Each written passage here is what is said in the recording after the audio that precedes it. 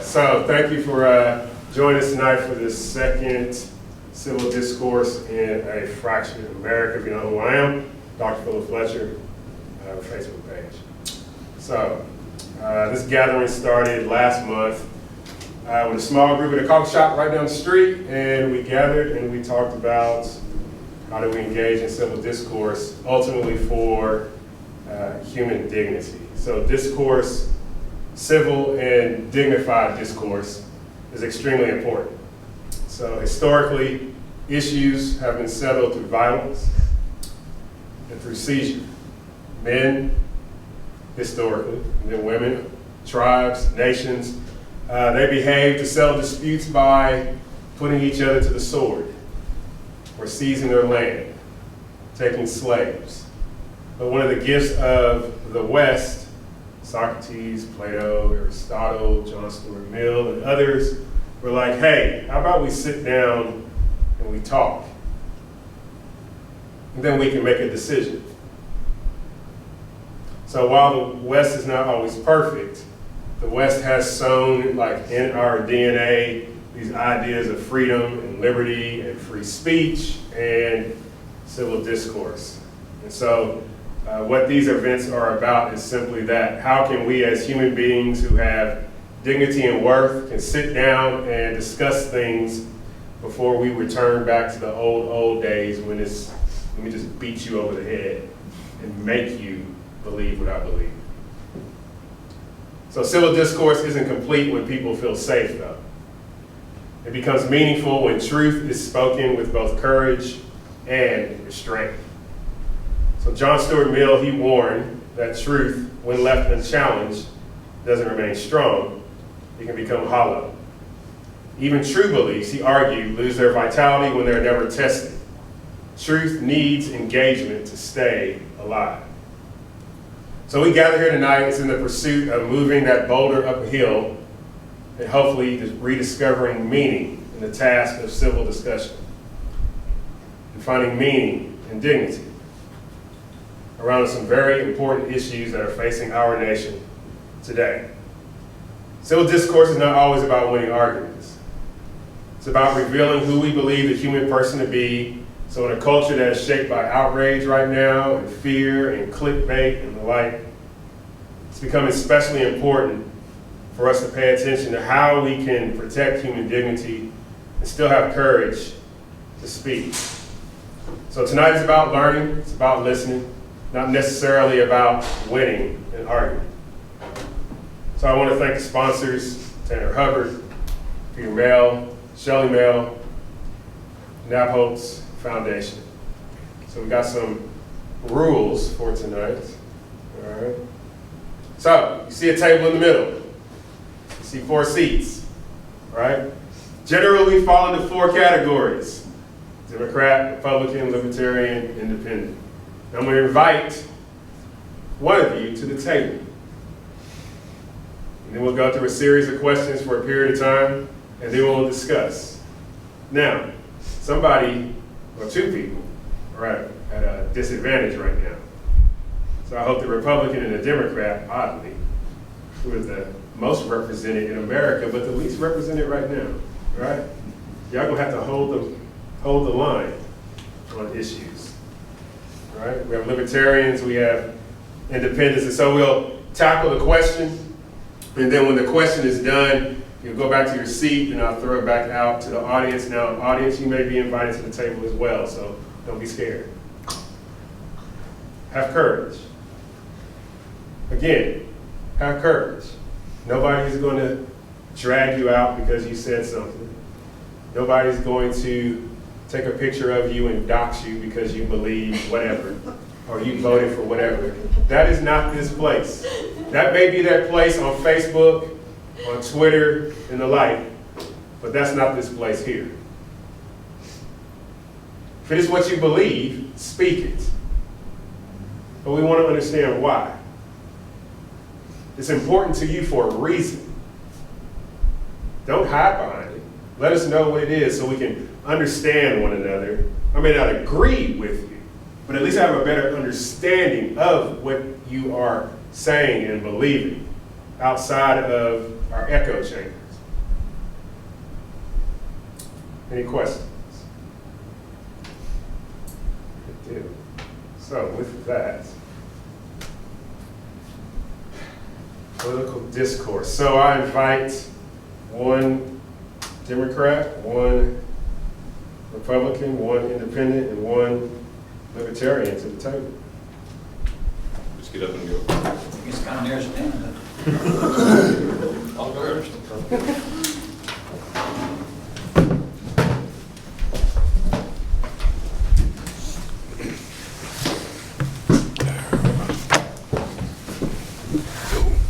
So, our first question.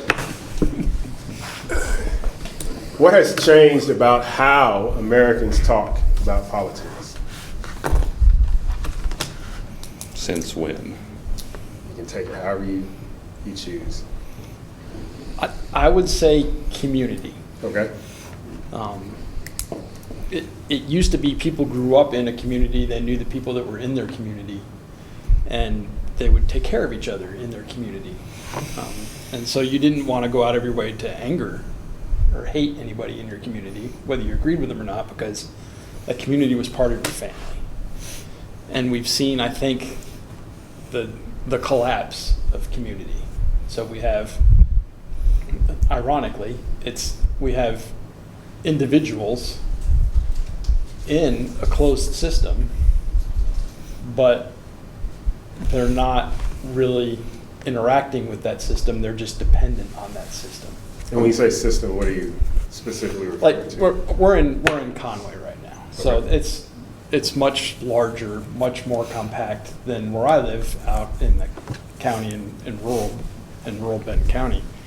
So, but it's not as nearly as compact as, say, Bentonville maybe or Fayetteville would be.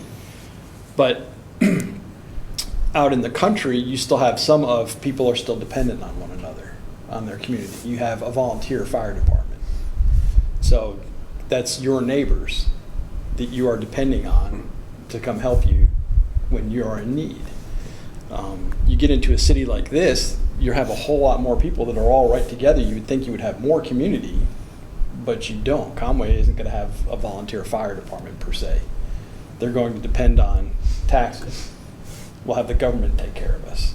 So, and the government is, something it's seen as a separate entity. It's not the people. So you think a lot more people are alone in a crowd, Yes. More isolation. more isolated in a crowd of people? So- That's probably very true. They're physically closer together, but they're more isolated as far as that goes. Well, that's also true just with families, because we don't have families anymore. We've got probably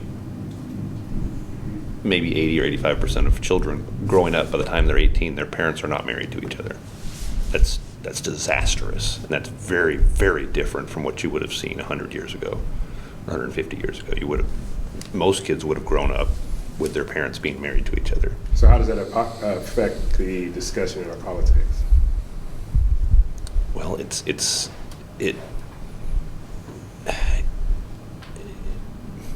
you don't grow up with your father and you're a male, you won't learn to communicate. You won't know how to communicate effectively. You will be deficient in many ways, whether it be knowing how to work effectively, knowing how to communicate effectively, knowing how to deal with emotional issues. And so it's going to affect your life immensely, and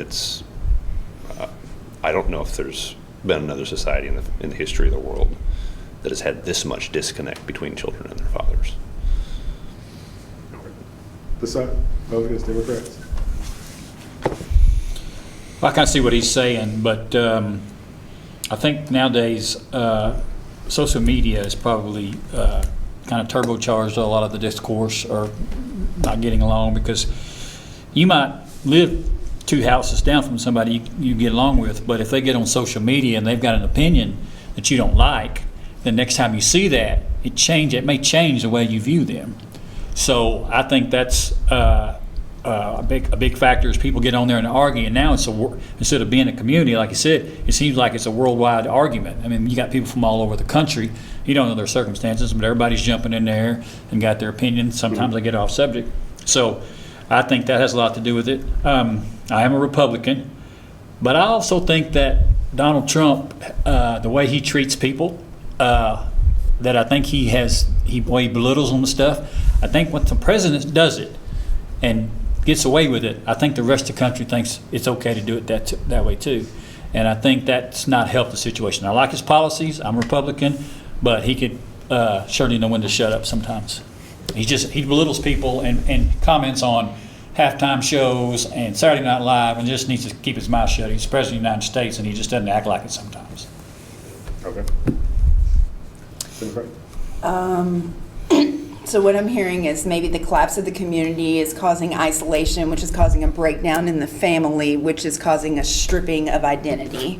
So maybe it's that people are growing up, they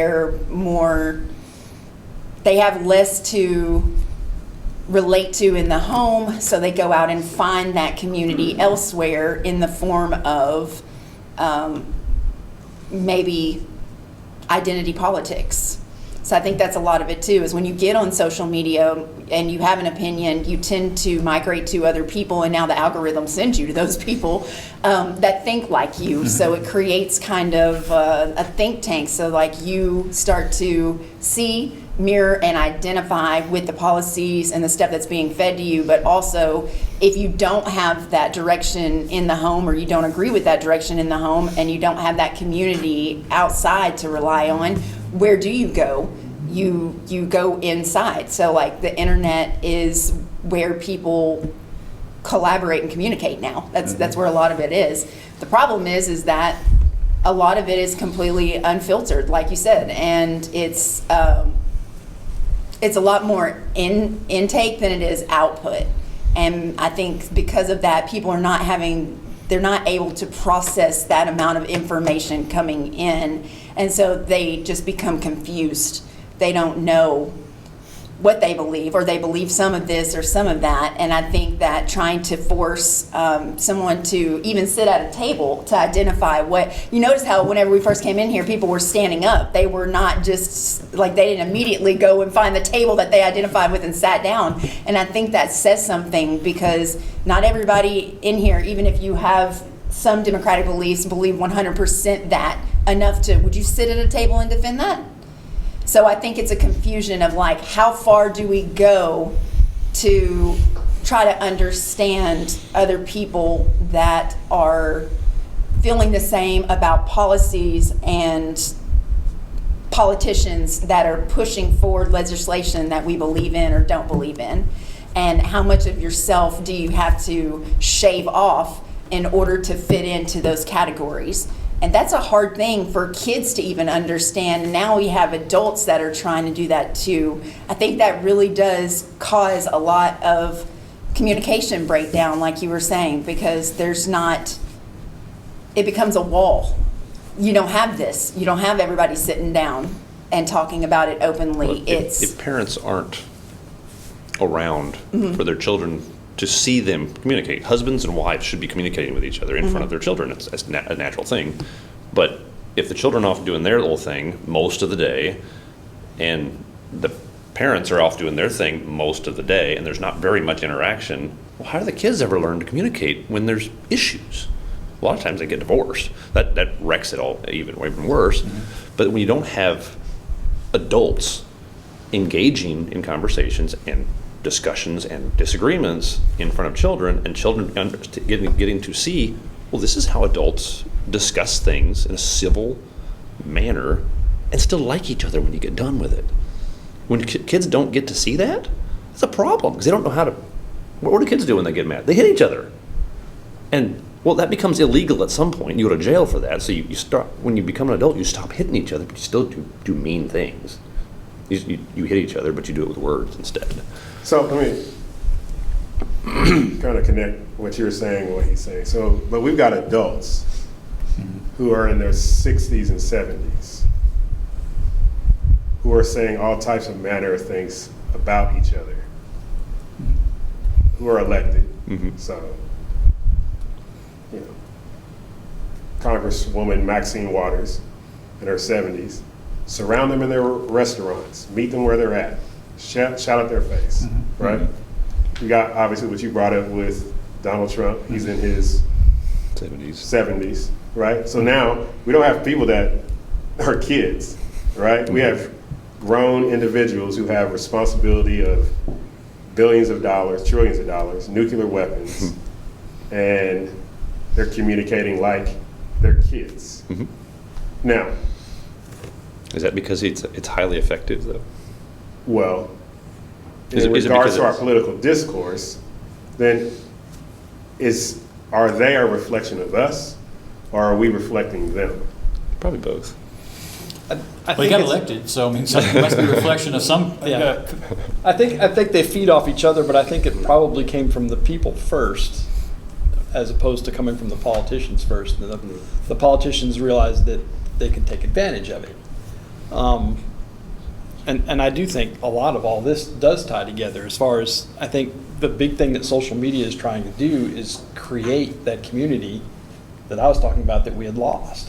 And I think that the problems with the family goes back further than just the rise in the last few decades of single parent households, but it goes, I think, to the breakdown of the extended family. As far as you used to have 3 generations would be living in the same house And now we have nursing and then homes. pass on. And we don't have that anymore. Now it's, you know, my parents got old, you send them to a nursing home, which is what you just said. Right. So, We have so Social you Security get and nursing homes. right. So you get social media sees here's a void, I'll fill it, and so we can create this community. But what they do is they do a planned community, and it's a central planning that goes into the algorithms that you talked about. And so if you get on Facebook, it will look at, okay, who did you interact with? Let's make you interact more with more people that are like that, and it kind of builds even without your conscious effort. It builds your own echo chamber. And then what's the best way, and this is what the politicians have figured out, what's the best way to kind of rally and unify your community is to have an enemy. How do we weaponize it?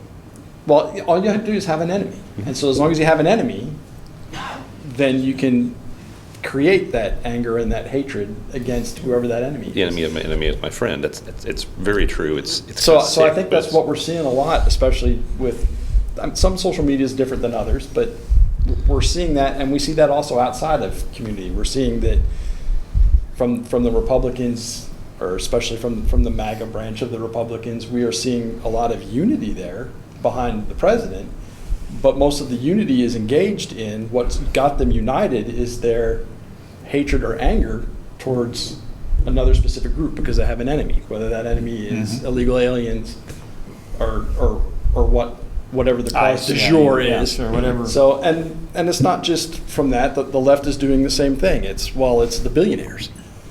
So it's we need to rally and unite against this enemy. And think about 9/11. You know, the country was, it kind of came together. There was unity in the country because we had a common enemy. Our common enemy was, you know, the terrorists that hit our buildings, that killed our people. So we had unity. The same thing, World War II. We had unity. Were there some marginalized groups? Yes. There were people we did horrible things to. Well, But overall, Asians were.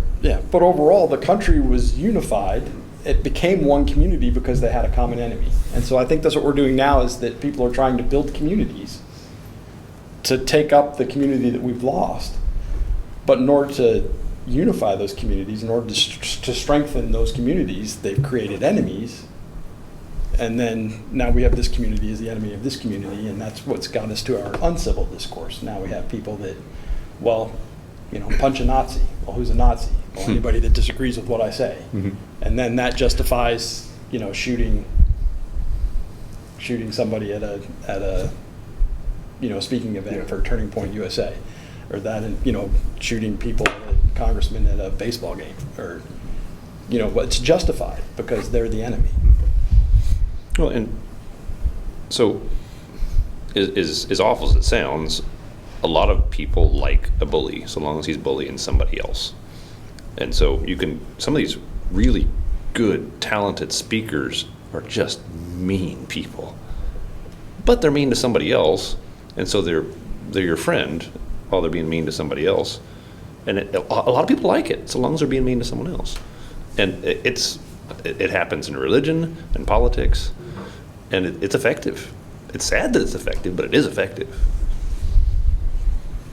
So, how does disagreement become destructive? Like, think about a conversation that you have had with someone who has a different understanding about a particular belief. All right, we're going to get deeper into this, but how do two individuals end up yelling and shouting at one another to the point to where it becomes borderline hateful or even violent? How does that happen? What is going on? Assuming or assigning motives is a quick one. Is a quick way for some sort of discussion to devolve into hatred. Okay. Like, well, for instance, if you're arguing in favor of alcohol with someone who believes alcohol is sinful, inevitably, well, in many cases, what will happen is, well, you're just trying to defend your drinking habit. You like to get drunk or something of that nature. Well, in fact, I don't drink, but I do think it's wrong to condemn alcohol. But not because I want to get drunk, not because I want to go use alcohol for frivolous recreational purposes. But a common problem is motives get assigned, and then it's an attack on you personally. You're dishonest. You're making an argument in favor of some sin that you enjoy.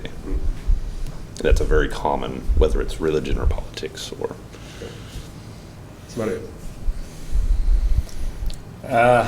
What I've seen from a violent standpoint, like I said, the kid who shot Charlie Kirk, but also some of these, what we didn't seem to have, when the Vietnam War was a lot of protests of the Vietnam War, those people were protesting, but they seemed to like their protests were sincere. It wasn't like, it seems like we have a certain, like Sorrells and stuff, they seem to want to back the opposition and create a protest mode that really isn't something these people believe in. I think it's just something that he's able to stir them up. So you have the anti-ICE people, you have the River to the Sea, the Hamas sympathizers, stuff like that. That part there seems like it's manufactured to me, Philip. But that part, I don't remember that kind of stuff happening, when I was a teenager. I remember, Kent State, the kids getting killed and some of the protests and the guy setting himself on fire and all that. But those were not legitimate protests. These people were passionate about what they believe, the protest.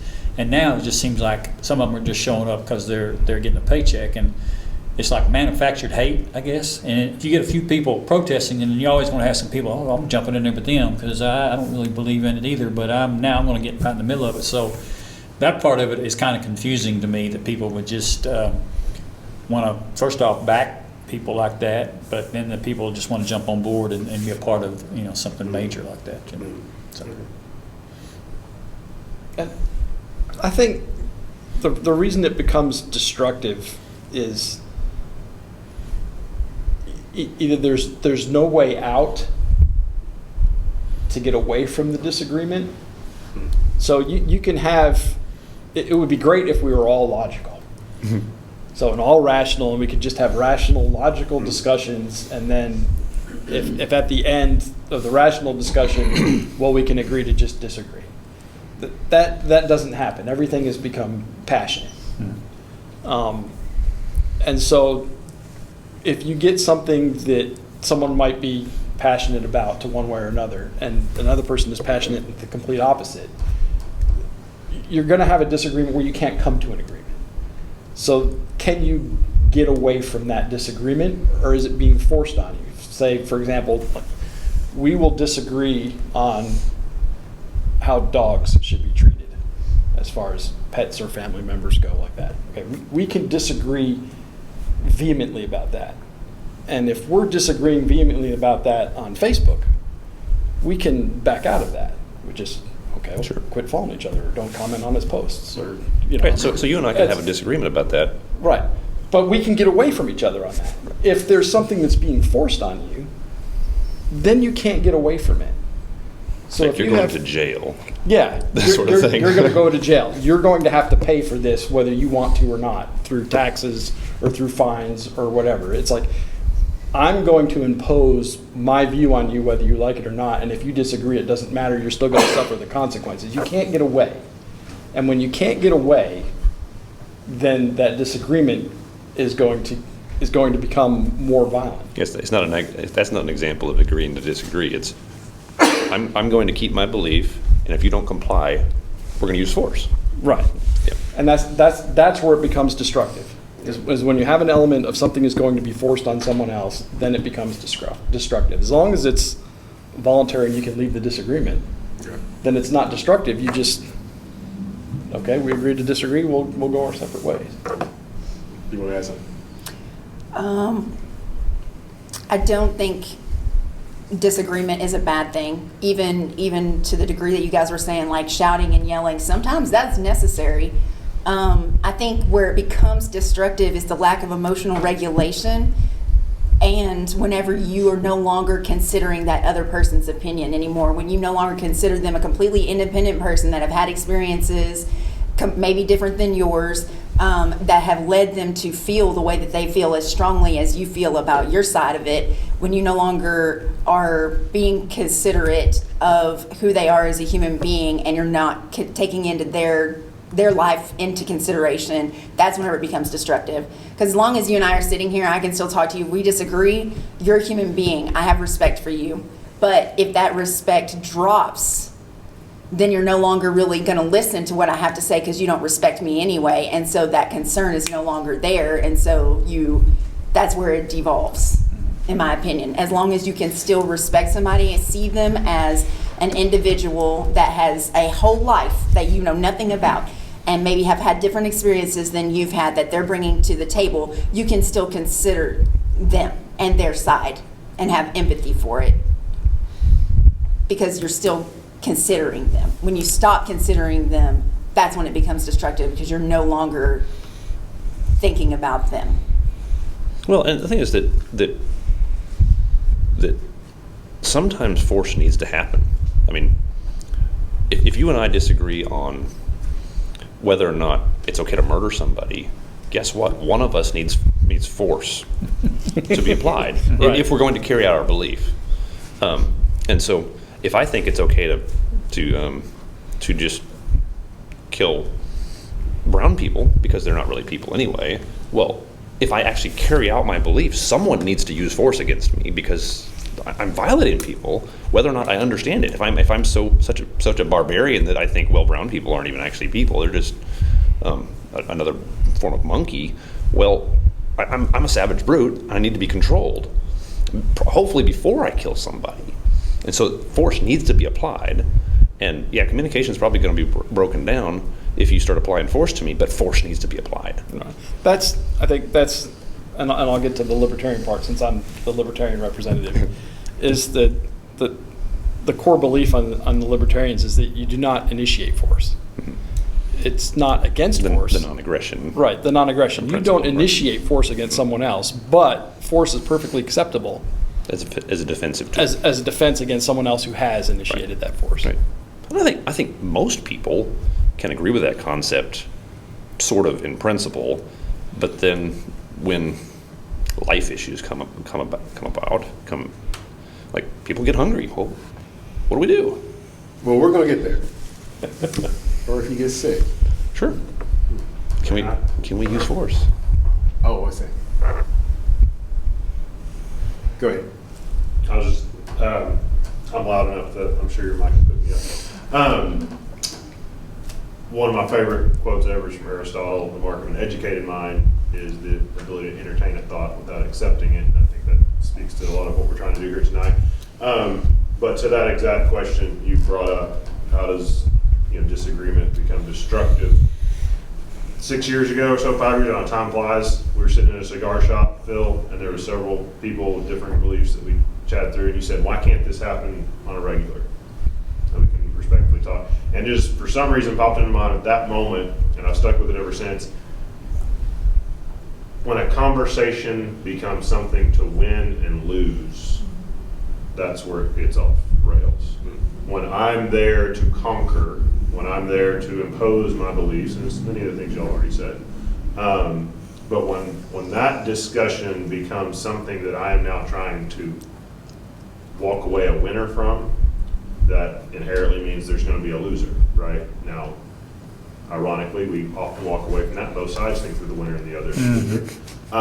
But that's the mindset shift.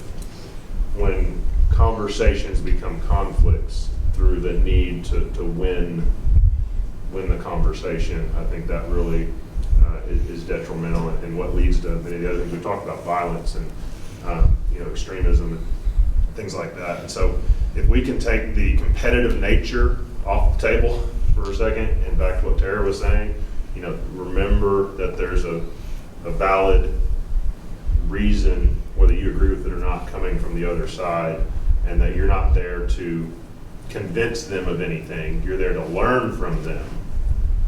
That's where you can start to hopefully recover some of this civil discourse. But it's a universal truism, credit to different people I've seen, but I'll end with one other quote. When conversations become competitions, there are no winners.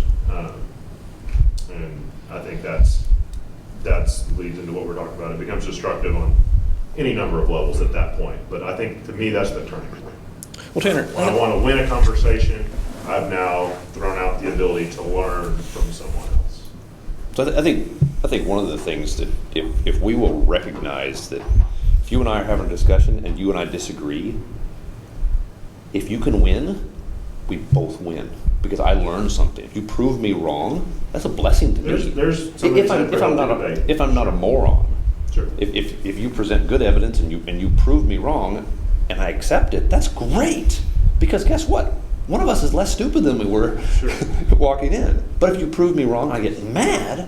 Sure. Well, I'm a moron, and someone Do needs we to both be carry that into the conversation, the ability to be proven wrong? Right. Or are we And walking in there under no circumstances No, want no, to no. lose this conversation? Mhm. That's why I consider that more competition versus Right. debate. Debate is a very healthy thing. Disagreement is a very healthy thing, like you mentioned, when done correctly. And I think when we turn it into one of us is going to be superior to the other when this is over, then And when sometimes the stakes are so incredibly high. It's like, if I lose this argument, I'm going to lose my job.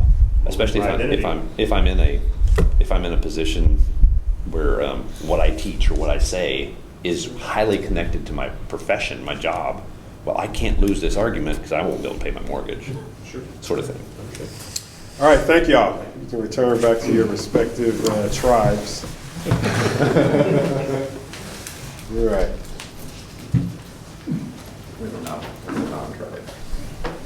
So, next topic, race. So I invite a rep to join. Well, you just stayed up there. Could have saved 20 steps. You may need to. Take a Republican spot. Come on, you know you do, Brenda. You just like to argue, I know you. I need some water. It's a fitness program for the major parties. Let me get some water. Hey, grab me one too, would you, Terry? Hey, Joe, just go outside and just grab some of the water from the, oh, you know what, there's tea and lemonade over here. Oh, okay. You Tea? want water? Yes, it looks like sweet tea. You gonna be my waitress? I'm gonna give you some tea if you want some. Make it quick, please. I'll take some tea. Way to go, just bring her into the slavery there. Don't get all, just leave the conversation, I can still keep up. I know her, I can say that. Fellow CrossFitter. She's probably stronger than me Way to go, anyway. John. Like I said, she's probably stronger than me anyway. She is. Thank you. You want me to leave you a tip? I'm gonna wager on her. All right, let's get it popping. So in the last 20 years or so, race has become for a number of reasons, significant issue as of late. Some would argue that with the election of former President Barack Obama, race got pushed back into the forefront, and we had a series of different events regarding law enforcement and individuals in the black community, Mike Brown, Breonna Taylor, George Floyd, and the like. And we've had issues regarding immigration, and the large majority of those who are presented as facing being deported are those from the South, Mexico, Honduras, Guatemala, and the like. And this understanding or this presentation of different theories like critical race theory and white privilege and whiteness and the like, replacement theory. So, how do experiences shape how we understand race? What have been your experiences with someone who is not like you? Has it been positive? Has it been negative? How does that impact how you view someone who doesn't look like you, how you work with them, love them, listen to them? I think anytime, this goes back to some of the things that were talked about in the first group. Human nature is anytime we can find a dividing line, we'll find it. That could be politics, religion, etc. Race is, I hate to say, an easy one. Historically, it's one that's, been part of the world's history for its eternity. But I think it's an easy one because you don't have to talk to somebody to even begin that dividing line. I can look across the table from somebody, I don't even have to hear somebody open their mouth, but if I've already associated an ideology or a political belief or a religious belief or anything to a skin color or nationality, origin, anything like that, then I've already begun to form an assumption about that person, and I've taken their voice away because I have not given the chance, given them the chance to be heard. And so I think it's one that requires little persuasion to convince someone of an enemy, because you can now mask an entire people group and say this applies to them, and that's different than what applies to you, and now there's conflict. So obviously that's a very negative output, but I do think that's how people's experiences can impact that. So because it's what you hear, it could be in your family, could be in your community, it could be in your church, whatever. I personally have had a very positive experience, but my experience is going to be different than others. I've had the chance to travel the world. I have non-white family members, married multi-ethnic family members. I, for years, attended multi-ethnic churches, and things like that have given me a very positive experience with people that have different stories than me. But that's not everybody's case. Take my family back a few generations, and there was zero overlap. There was clear discrimination. Just hearing even great grandparents when I was young, when they were still alive, well-meaning people that were very loving and hospitable, but just looking back, I'm like, that was very inappropriate or very racial or whatever terms you want to claim today, because of the way they talked about someone else. Just because you could see what their upbringing had been like, and what their experience was very different than what my experience is now. So I would say people are incapable of being unbiased when it comes to race. Of course, you're incapable of being unbiased about anything because we all have opinions. But identifying those potential biases and identifying those own experiences, particularly the negative ones in your life that may have you skewed towards someone else of a different race, is very critical if you're going to have civil discourse, because otherwise you're coming into that discussion preloaded with assumptions purely based on something I saw, nothing I know about you or have heard from you. So I carry on, but long answer is a short question. Somebody else. I grew up in rural Missouri.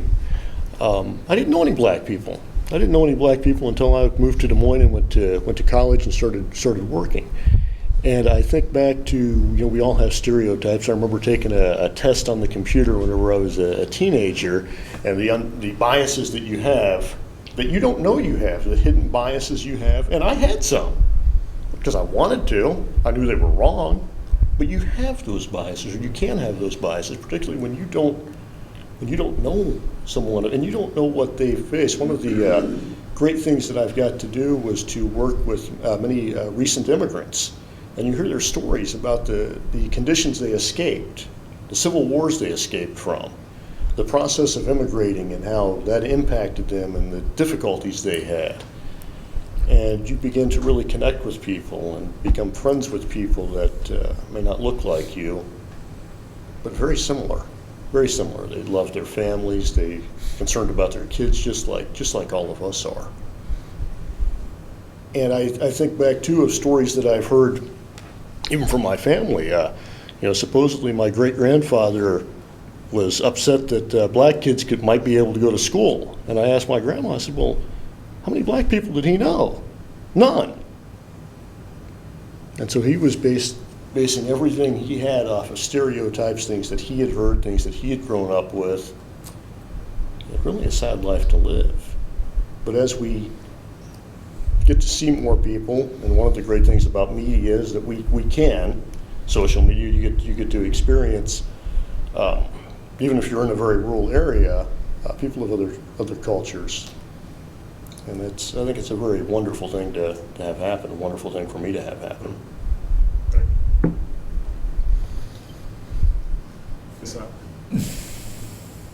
I think it's a little bit of ignorance and a little bit of fear.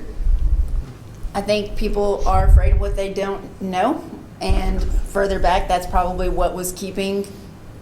But now it's more just ignorance. It's ignorance in not knowing your own bias, or whenever you walk in and you assume somebody's political party because of their skin color or because of their experience, you assume that they've had one generalized experience through that entire.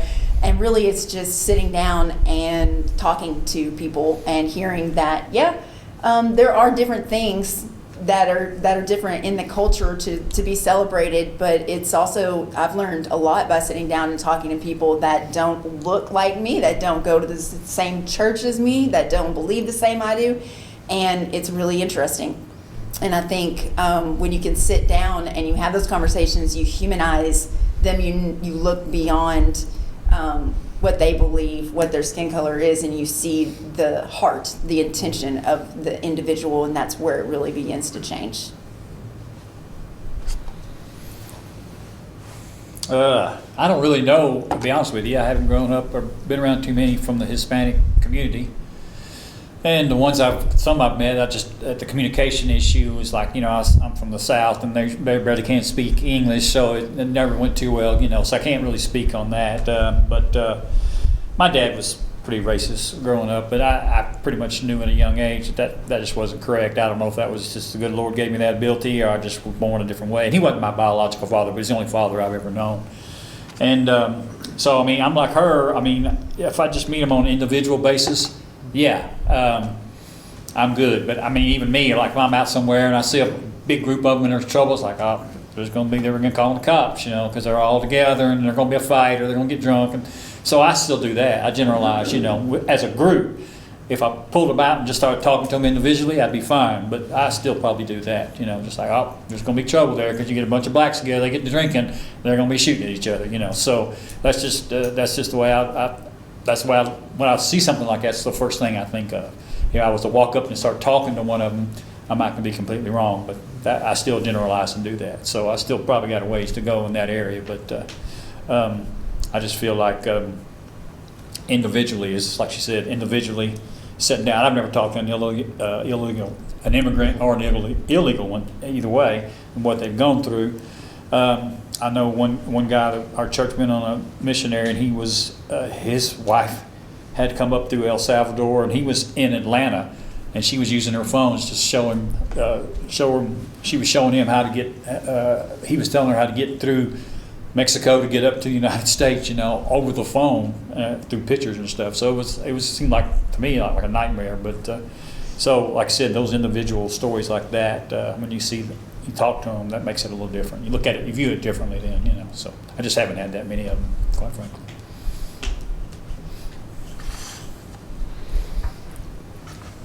So how do conversations become productive or break it down regarding race?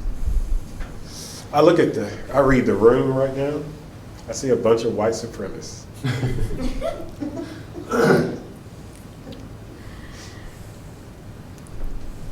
I think that goes right back to what we were talking about before. How do you feel? Yeah, I think that lead in. Why? How do you feel? So now we're going to move from the abstract to the personal. How do you feel if I carry that thought with me?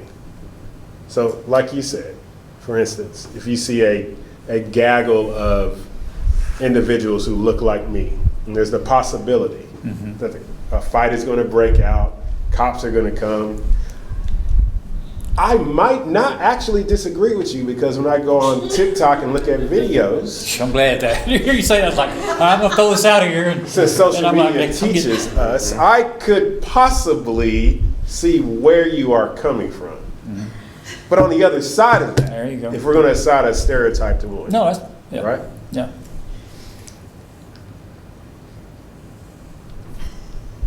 How do you feel that when I walk in a room and look at each one of y'all, because everybody in here is whites? You did invite some black people, didn't you? I did. Okay. I'm Irish. But you're still white. They don't get whiter than That I Irish. can make the possible assumption that you're a racist, white supremacist, and you're one of those 80 some odd million that put that guy in office. How do you feel? I'm asking you personally.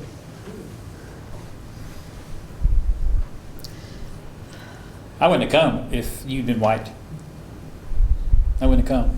Why? Because I feel like you're making an effort to get people to sit down and show them how to maybe have a better discourse or just learn some stuff about how to communicate.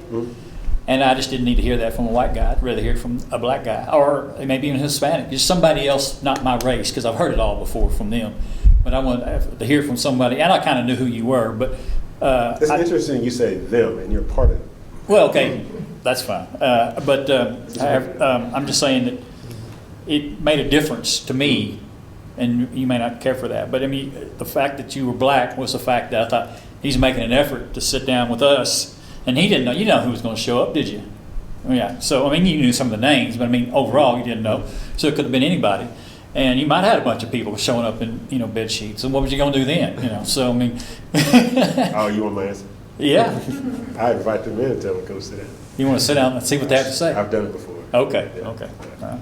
Well, anyway, that's part of the reason not. But how do you feel if I look at you? You're a white supremacist until you prove me otherwise. Well, I guess I just had to prove otherwise, Phil. But how do you feel about your initial? Oh no, I wouldn't like it. No, I wouldn't like it. Why? No, because you don't know me. You're just making a general statement, like I kind of did about the blacks having a big party. That's kind of but I wasn't. I was being honest. Yeah. I didn't say it was right. I was just being Yeah. honest. No, that's good. That's good. So. Somebody else. It does put you on the defense, right? You're not going to care about anything I have to say, and so therefore I will, not that I would, but I can see where it would put people to where they're going to act in that stereotypical way too, towards somebody, because and I could make the assumption too that you think that about me when you don't. It's really easy to make assumptions, and then I guess just be the worst versions of ourselves based on that. If we know that somebody thinks that about us, then it, not that it's right, but I think for certain people it gives them almost a permission in their mind to act that way. I'd ask you why. Because I'm being taught that in school. I'm being taken through exercises right now. I tried to get into college, and these individuals are being preferred above me, even though I've got better grades. And I'm being held responsible for what somebody else did hundreds of years ago.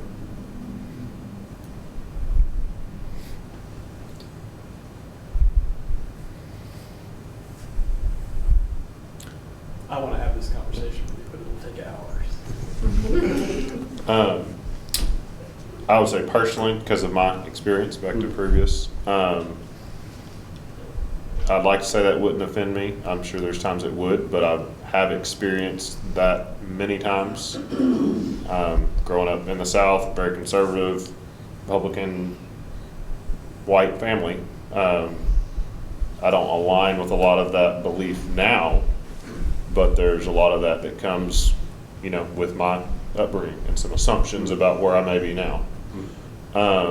So I've had that in real time, and have hopefully learned in most cases to realize, like you said, there's a reason you may think that way, right? And I know in this case, I know who you are, but if it's somebody I don't know and that's how they're coming at me, they also have an experience that's leading them to think that about me. Regardless of what my experience is and why I'm not that way, we can get defensive about that and back to trying to win an argument and be like, well, no, you're ignorant. Here's why I'm not that. And now it's all about proving you wrong because you think something about me, but at the same time, I'm thinking something about you and putting that on you. That instead of saying, like you said, inviting people in, okay, well, why do I come across that way? Hell, maybe there's something I'm doing that's projecting that towards you, right? So even if that's not how I believe, maybe I'm doing something that's setting off a trigger for you because of a previous experience. I don't know that unless there's a discussion there. And so I think not saying I always do that right, but I think the mature response is, what's your experience that would lead you to think that, because I check some of those boxes, that's who I am. I'd love to hear what your story is, because then I can empathize with where you've come from and what your experience is, and then hopefully, if you've been heard there, lowers your attack, defense, whatever you want to call it, to where you can hear my shared experience. See where some of that may overlap. It may not at all, but at least I know somebody deeper than a skin color and a prejudice. We all have stories while we got here. So a direct issue that happened in Arkansas. There's a young man who bought some land, white man, and he wanted that land specifically for white people.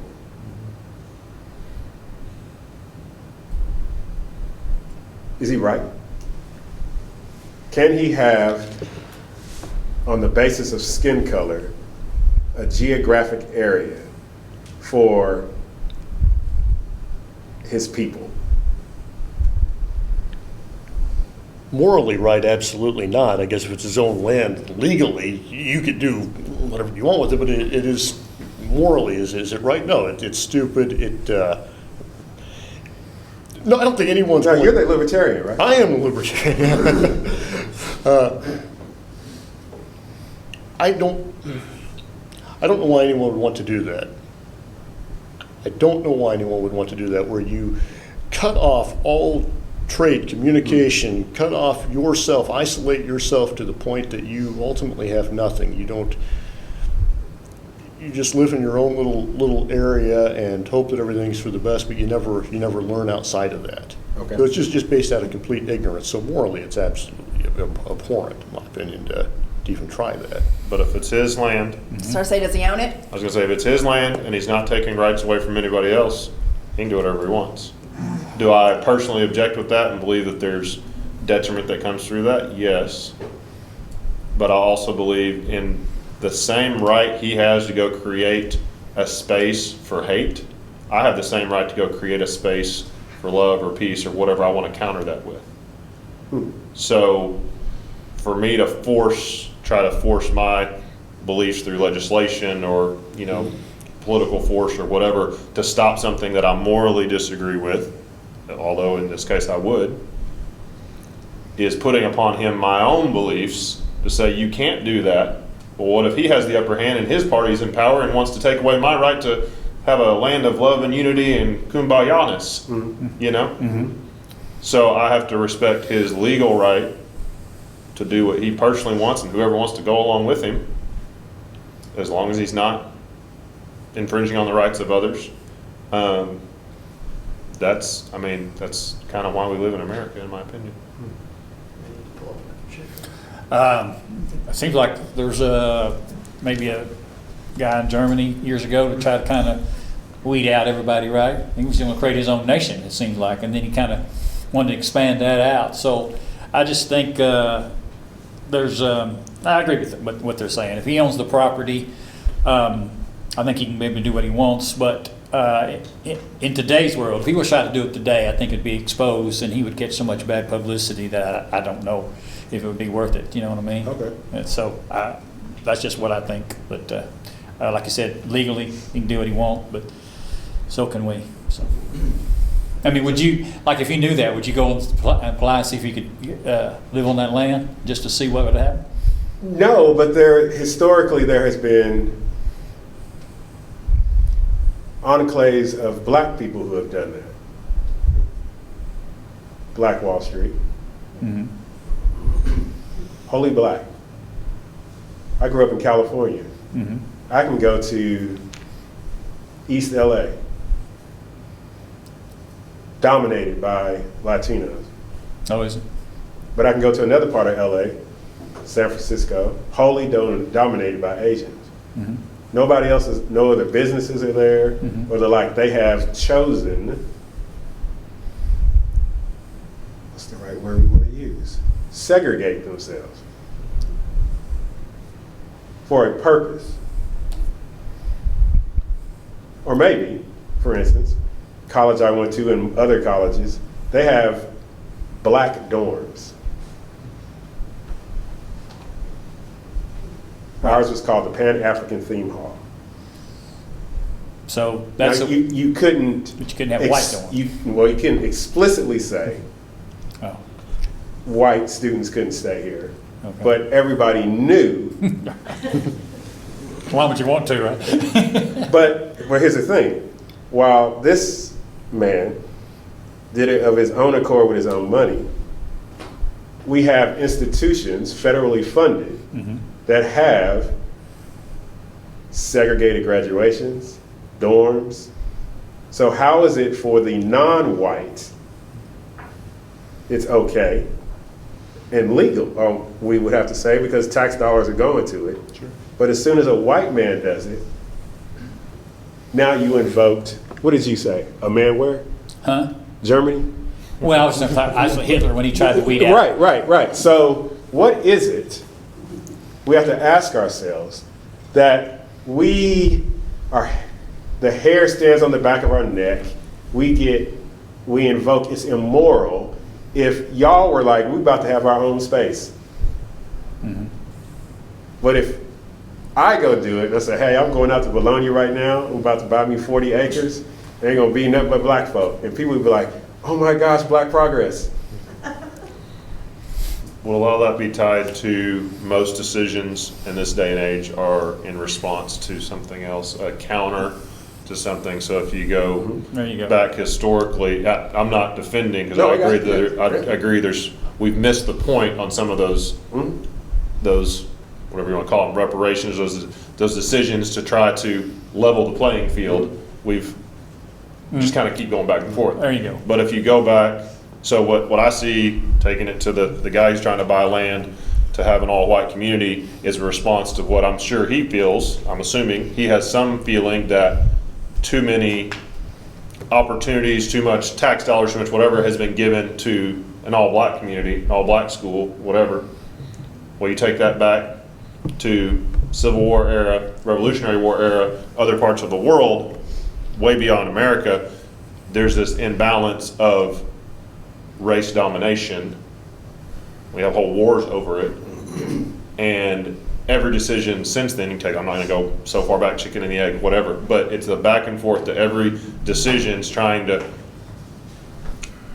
improve what has happened in the previous generation, right? And restore that for whatever feels just, whatever feels right. Well, we got screwed then, so we're getting ours now. Well, we're getting screwed, so we're back. And I see that as a back and forth. I think it's a continuation of the prejudice that I don't want anybody to have something that I can't have, right? I think honestly we all want the same opportunities, but if we're caught up in a vicious cycle that, well, so-and-so didn't have the opportunity, so so-and-so's kid has more opportunity, well, that means this kid has less opportunity, so that you can do that for the rest of until the world burns. Yeah, So we probably will. I probably will. You saw my hand. Social worker in the room, sorry. Some people want to preserve their culture, and that can be healthy if it's well intended, right? To keep their culture and to share that with each other and respect each other's culture. I think that's what I would call that instead of segregation. Does that make sense? Can I pick up on that for a second? I want to ask, Tanner brought the question, or basically made the assertion that for this guy to do it would be basically for hate. And I'm curious how that conclusion is arrived at. Why is it hateful inherently? Now, if the guy's doing what you said and forbidding trade with anyone else, well, that's, in my opinion, unwise and maybe borderline immoral. But again, the people who live there, I imagine, are doing so of their own free will. So, but how is it hateful to say, I don't want these other people to live here inherently? Doesn't it follow logically and historically that there are certain differences in culture that do not work well together and they work fine in their own cultures?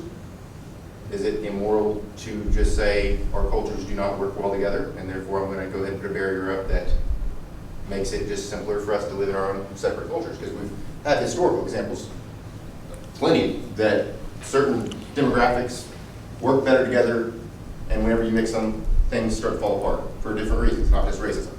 Well, I think oftentimes maybe churches will segregate themselves because traditions are so different.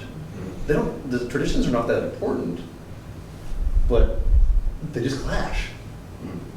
Neither one's worse or better, I think, in some cases, but they clash and they're different. And is it wrong to say, you know what, I like this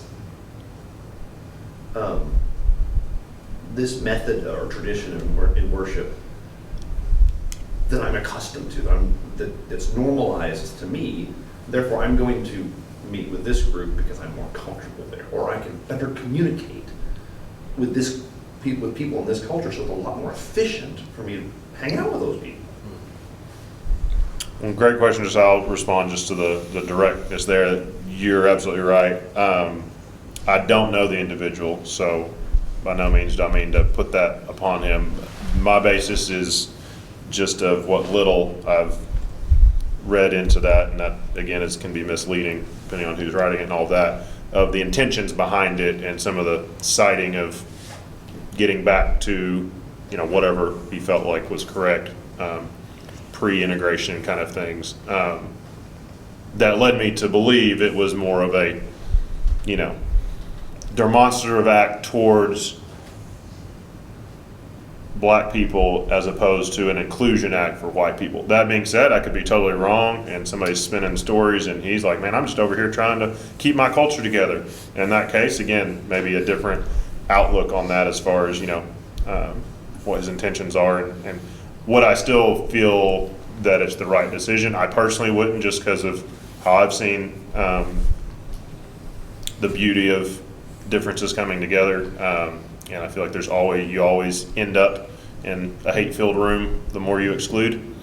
But it could feel differently about his reasons for doing it, absolutely. So that's a great comment that I can't jump to assuming that No, that makes he's sense. doing it for that reason. No, I didn't know if you knew the individual situation. I don't, and so I appreciate it. Yeah, That's excellent. I just meant on a fundamental level, like, is it 100%. automatically hateful, or is it just because this one guy might be hateful? Because he probably, statistically, I would guess people that are going to do that probably aren't necessarily the nicest, kindest hearted people. But on a fundamental level, it's like, is it wrong, for you to have certain standards and whatnot? It's easier to bring together a lot of people that look like you, that act like you, that have the same background as you, and get along with them. And that's because we're sinful, in my opinion. But there is practical advantages. Yeah, I think historically too, that was some of the arguments that were made for segregation, right? Separate but equal schools. That way the black kids could also be safe. And of course it wasn't really equal, but it certainly was separate. And people could use that as an excuse to deny someone else the basic freedoms and the basic rights, and tax money for that matter, that's going to benefit white kids. You could use that argument to do some very horrible things, such as segregation, right? Sundown towns. Oh, that's for their own protection. Was it really? That's an argument, though, that I believe was made back in the day to support segregation. And we're not that many, generations away from that where people were making those sorts of arguments. And so a lot of times I think racism and bigotry can be hidden through that, oh, we're really just doing this well-intentioned. Mm-hmm. But it's not always well-intentioned. It's to make them sound better or make them sound better in a historical record after the fact. Have you driven through those towns, though? What's that? Have you driven through those towns?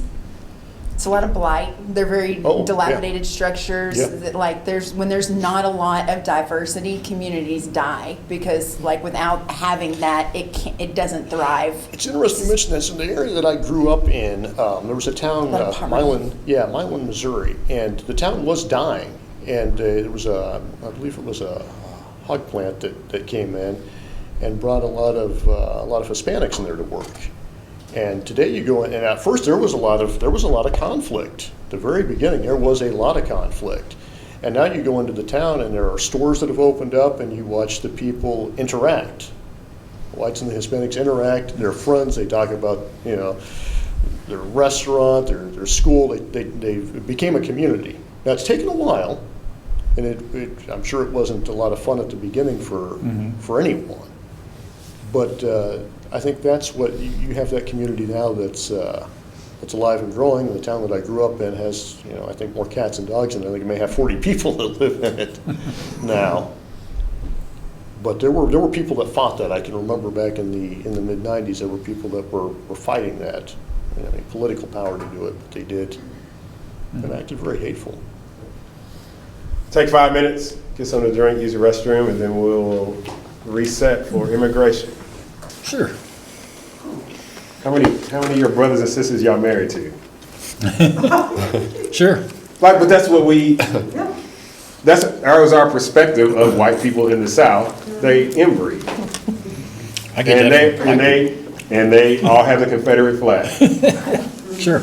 And they have shotguns in there. Yeah, that's part of it. It's still true there. Right? But here's the thing. Then I go talk to some white people and they're like, I don't go to church. And what are you talking about, you don't go to church? I thought all white people in the South went to church. But again, Right. see, when you get down Individually. into it, right, race is a silly subject. But anyway. So, America.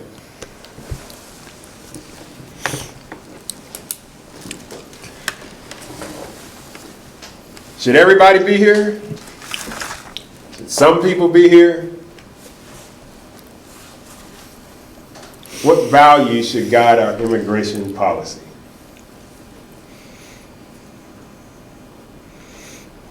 Liberty and justice. Okay. For All Everybody involved. I guess part of what kind of makes me pause a little bit is people try to compare this to, well, you have locks on your doors, don't you? Yes, I do, but that's my private property. We don't have locks on my neighborhood. Anybody can come to my neighborhood. I can invite anybody from anywhere to come to my neighborhood. What if I decide to invite somebody from outside the country to come to my house and stay with me? Should somebody else, i.e. the government,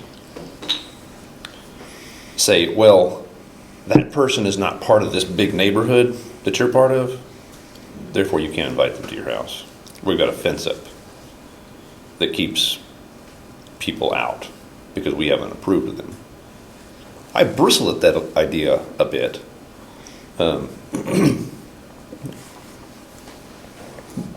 So, from a fundamental standpoint, if government is there solely to protect our rights or to defend us,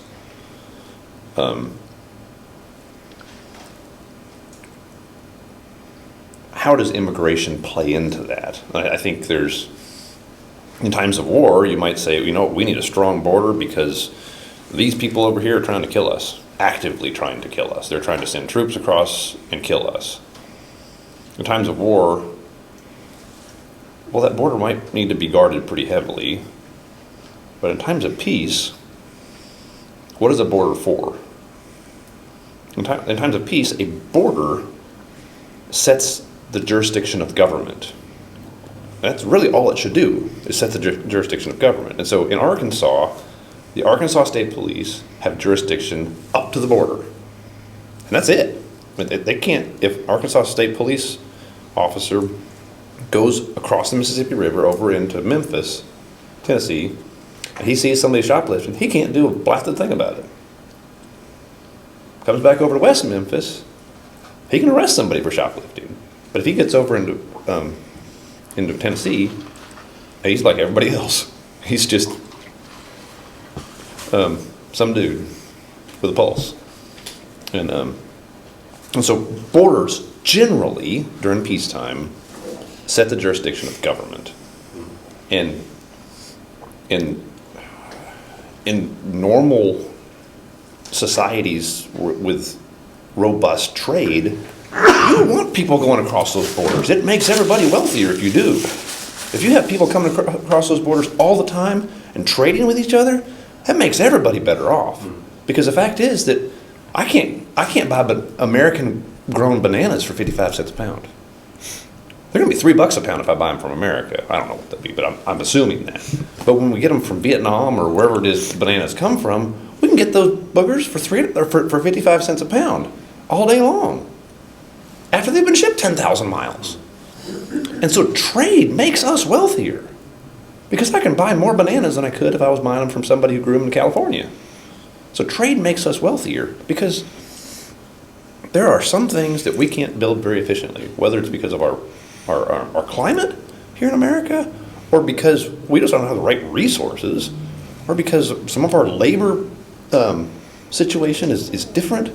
And so making those borders very porous so that we can move goods and services across state line or across borders is really, really good for everybody involved. But if there's a war going on, by nature that closes up some. And I don't know if I can give you a good answer for how do you deal with security issues if you've got kind of active enemies, while still trying to maintain general freedom without violating people's rights. I can't give you the answer to that, but or if you could also throw another monkey wrench into it. Maybe you got a pandemic, major disease going on, or maybe a fake one.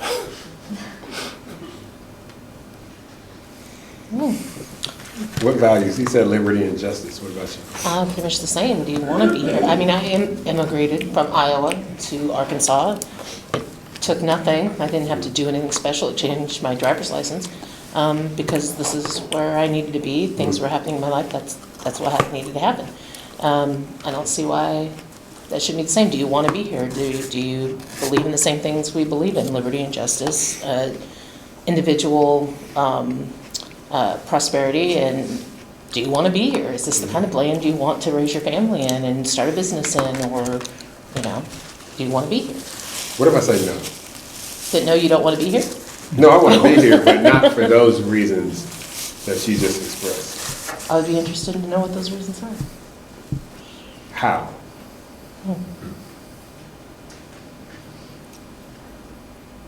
How would you get those answers? Well, my ancestors came here before there was really immigration policy, Okay. and there was just some simple questionnaires, right? Where are you going to go? Are you ill? And you were let in. There was a simple questionnaire. There was, through like an Ellis Island type. Okay. Okay. Thank you. This side. What values? Liberty and justice. Liberty and justice. No, I mean, I agree with that. Do you want to be here? Do you need to be here? Are you seeking asylum from somewhere else? Are you like, do you want to be here? Do you need to be here? Yeah. Okay. Other than that, borders really serve no purpose other than power. So right now, you didn't express one. So there's a litmus test. There's a litmus test. Want to be here, want or need to be here. All right, so most immigrants coming, where are they coming from? Well, I'm just asking, what are the values that you guide? The laws that we have to let people in. If they want to be here, that's fine, but criminal record, where are they coming? Are they being released from a prison? I think there's a lot of questions to ask. I don't think you can just let anybody in that just wants to be here. I think you gotta, I don't know what the word is, but you've got to ask some questions for their intent and why they want to be here. And let's face it, they're all coming from one place. There's nobody flooding the border from Canada. And there's another thing, I'm 66 years old. I've been 6 years old, and they still been flooding over the border. How come we can't, those nations can't stabilize enough to keep running off their citizens? What is the problem down there in South America and Mexico that those people just keep constantly flooding over our borders? And why can't we figure out or work with them to say, hey, why can't we set up an economy where you guys don't quit flooding into our country? And that's my test, I guess. So what, I guess. Go ahead.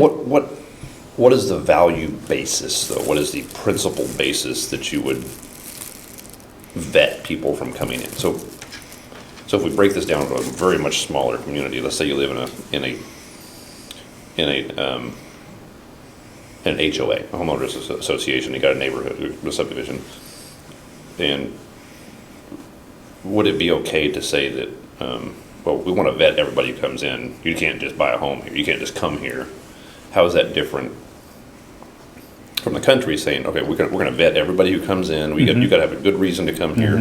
What is the principal basis for saying, well, you can't just come here because you want a better job? You got to prove why you're worthy to come here. What is your basis for making people prove that?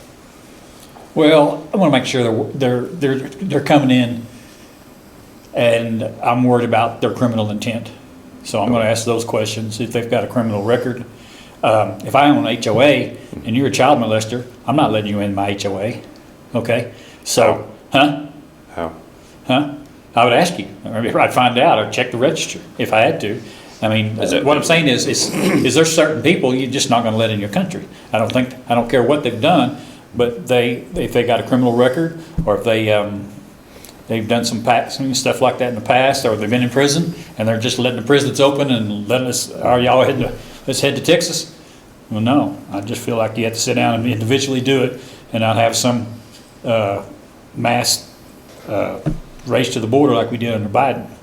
Yeah, so an HOA, it might be reasonable to say, we're not going to let anybody with a felony on their record move into this neighborhood. That would be one of the bylaws of the HOA. You could do that. I don't know if it'd stand up in court, but let's say you could do that, and that's a private contractual relationship that you have with the other homeowners in the association. But what if government did that? Would it be reasonable for government to say, let's say Faulkner County decided, we're not going to let any felons live here. Would that be reasonable to add the element of government force that's not a contractual situations? Well, they take rights away from felons anyway in the United States. You can't vote. Well, they do. But I'm just, so we're already doing that. we are to some extent. So we're not saying you can't live here, but you can't go vote. You can live here, but you can't go vote. Right. So should we set up a border and check everybody who comes in the county, though, before we allow them to come in, though? I think I would check it. No, I'm saying the United States, because the county is part of Arkansas. Arkansas is part of the United States. Right. I'm just saying border around the United States, not a border around Arkansas or a border around Faulkner County. So what if? But if the felon's got to live somewhere, I get that. That's true. I mean, I asked that question, but if you let someone in, I mean, there's different things. I guess I probably have to look at the actual offense. I'd probably say, okay, are you a thief, a one-time thief, or a couple times thief? Maybe okay. If you're a rapist, if you're a child molester, I would have specific crimes I would not let people in for. They'd have to go live in their own area. I mean, not their own area, but they just have to get outside that. Probably just want to stay low-key. It would be hard for them to reform, I would say, in those conditions, but that's what I would do. So For the three of you, it sounds as if you are prioritizing, well, go back a little bit. There is an assumption of innocence, or in need to get away from something, right? For you, sir, there is an assumption. Would I be right to say there's an assumption of guilt until otherwise, to prove otherwise? I guess they just, like I said, they just got to be vetted in the, the list of questions. So, Okay, hold on. I'm going to drill down some. okay, So, okay. why, for the three of you, why is there a prioritization of a better life, economic? Where does that come from the three of y'all? Why is that important? Versus, for you, sir, it sounds as if safety and security is the priority. Okay. And where does that Perfect. come from? No, yeah. Let me since they started. No, that's, So I start from the premise of you never harm others or initiate force, if you will, or aggression on the front end. Just because, I'm afraid you might do something to me, so let me search you and make sure you're not armed, or let me do some checking on you before I allow you to come within range of me, if you will. I'm going to check you out because you might hurt me. I think that I don't have any right to intrude upon you or infringe, if you will, do anything that would infringe upon you just because I'm maybe afraid of you. I might be afraid of you. I might have some irrational fears. I see a big old dog, I might put a wide path around it. That might be the cuddliest little dog, big old dog there is, but I'm afraid of him because of my past experiences with dogs biting me. Now pause, if I may. All right. That's right. Hold on. Does he have a irrational fear or rational fear if he's seeing a high number of people coming from a place that has a high level of chaos and crime? Is that a rational fear that he has? I think it's a rational fear, but now, then what do you do with that rational fear? Okay. So if I might look at the news and look at statistics and say, well, black people commit a huge percentage of the murders, so I'm afraid of black people.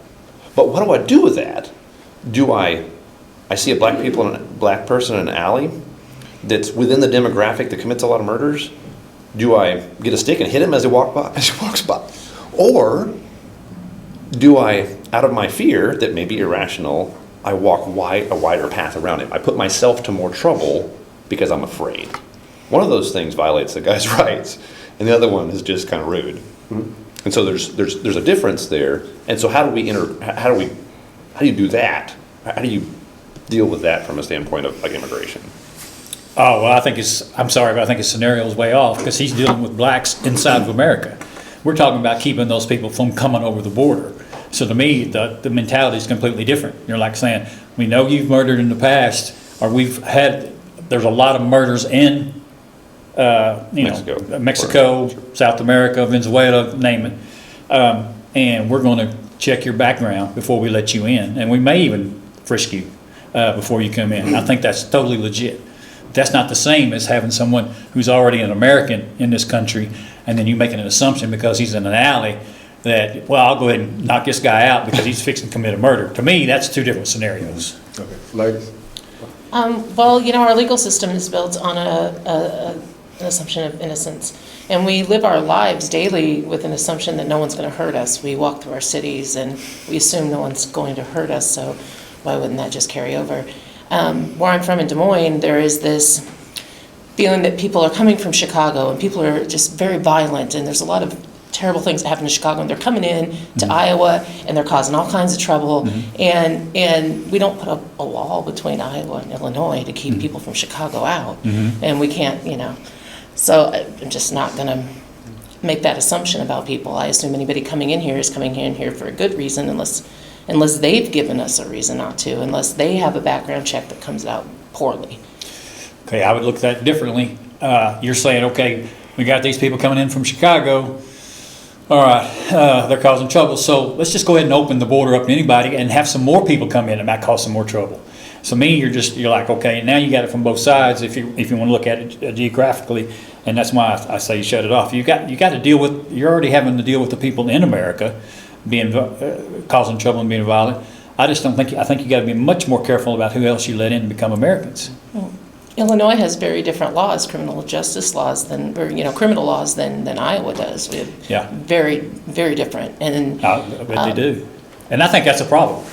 I think states should be, I don't want to get off on the wrong subject, but I think states should have some laws that are specific for that state, but I think in general, they should have some, like California. I mean, what you can go into a store and take out $250 worth of stuff before they arrest you. Well, that ain't working in Arkansas. They'll be shooting at you. But so, I mean, anyway, it's a different subject. But, So what if statistically speaking, people coming from south of the border had a lower crime rate than the average American? So what happens is that if, let's say that you've got 100 million people and the average murder rate, we'll say, is 1%. It's not nearly that high, but let's say it's 1%. And people coming from south of the border, their average murder rate is 0.5%. If so you've got right now with Americans, you've got a 1% chance of being murdered every year, we'll say.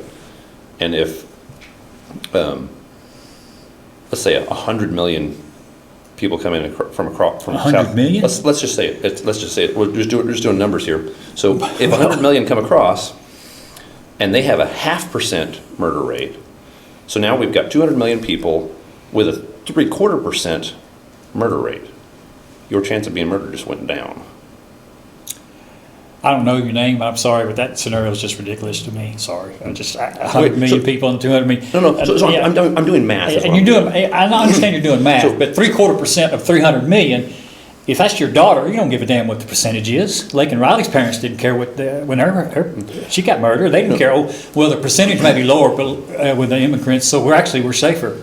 That's not a very good argument. No. So if the I see what you're saying numbers wise, but you got 300 million instead of 200 million. Oh, but the 100 million are only, so they dropped the percentage of people committing murders. Yeah, but now you got 300 million, so the number's actually higher. The actual number is higher. Yeah, right. And so the 1%, you start off with 100 million people, they have a 1% chance of, they have a 1% murder rate. No, I got you. I followed you the whole way. So that's 10,000, no, that's 10 million people are murdered. So you bring in another 100 million people with a 0.5% murder rate. The murder rate goes up to 15. The total, some number of murders goes up to 15 million.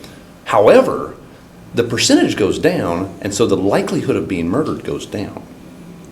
Does that make any sense?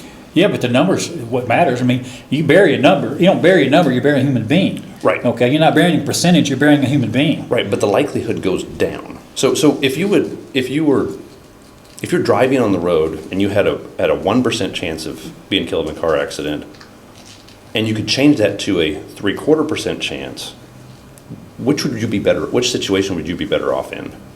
I'm sorry, but I just don't think that scenario, for me, I don't comprehend that. If I may, I think where, I understand what you're arguing for.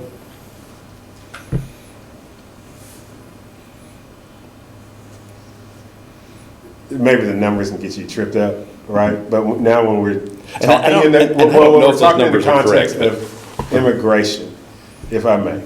No, right? please, yeah. If you begin having so many people come in, right? What is your fear?